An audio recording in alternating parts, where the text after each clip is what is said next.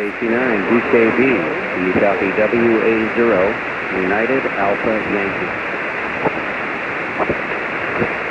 WA0 United, what was the rest? Call sign is WA0 United America Yankee, WA0UAY.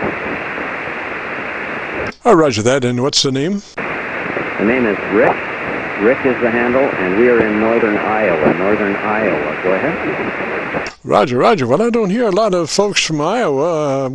What kind of signal are we giving you out in Iowa? You're running between 10 and 15 over 9 into Iowa here. We're way up in the northern part of the state, just about 25 miles south of the Minnesota border. Go ahead. Roger, roger. Just looking at your signal, I have a VU meter tied to my receiver, and you're giving me 7 dB above my residual noise level. 7 dB above my residual noise level. I can't really give you an S meter reading because I'm RF gain-wise turned quite a bit down in the front end to well, actually, just below AGC compression. So obviously my S meter is no longer calibrated to be able to give you a real S meter reading. Roger, roger. Yes, Roger. Well, that's fine. That's fine. Not a problem at all. And I just wanted to check in with you. Actually, you are about my 6th or 7th contact on this radio. I just picked up a new FTDX 3000 yesterday. And we haven't really got into the settings or anything to speak of yet, certainly EQ or any of that. The only thing we did is check our ALC, and we're running on, I think, 100 to 3000 on the transmit bandwidth.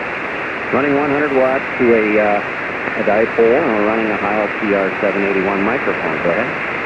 Roger, roger. Now, I would suggest an additional top-end EQ of maybe 3 or 4 dB.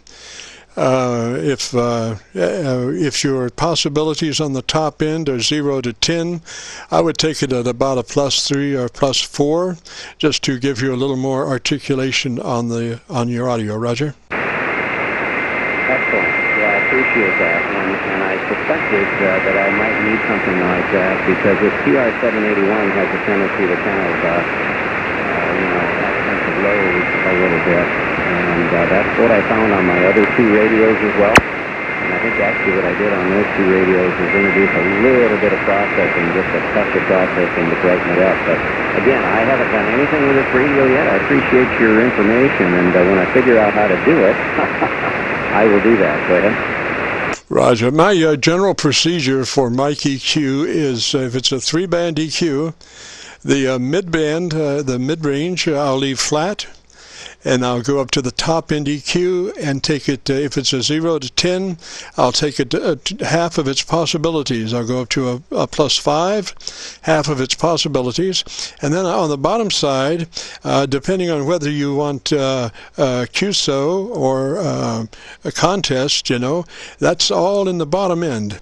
And, not knowing the microphone, I would start with flat on the bottom end, and then depending on which way you need to go for Qso, or if you want it more sharper for contesting, I would roll that bottom end maybe 2-3 dB, something like that, just depending, because you never know about the microphone itself. But you want a little more body on the Qso and a little less body more on the your contest mic. But you don't want to necessarily, a lot of folks just crank up that mid-range for contest, and you want to leave your the top end, because that's where your articulation is, and so you want to stay as best articulated as you can, even in contest, because if you back off on that top end, there goes the neighborhood as far as understanding what you're saying.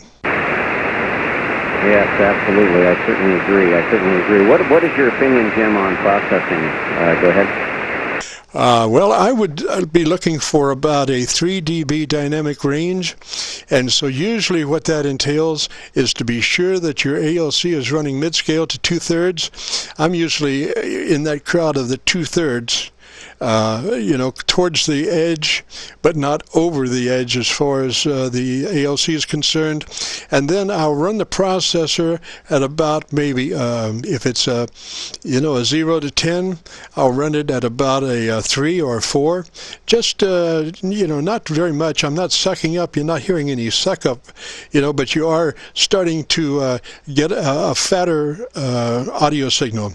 So ideally, you know, as you start to get fatter, your dynamic range starts to decrease. And so right around a 3 dB dynamic range is a good range, Roger. Yes, Roger. That's exactly what I do on my 7300 ICOM.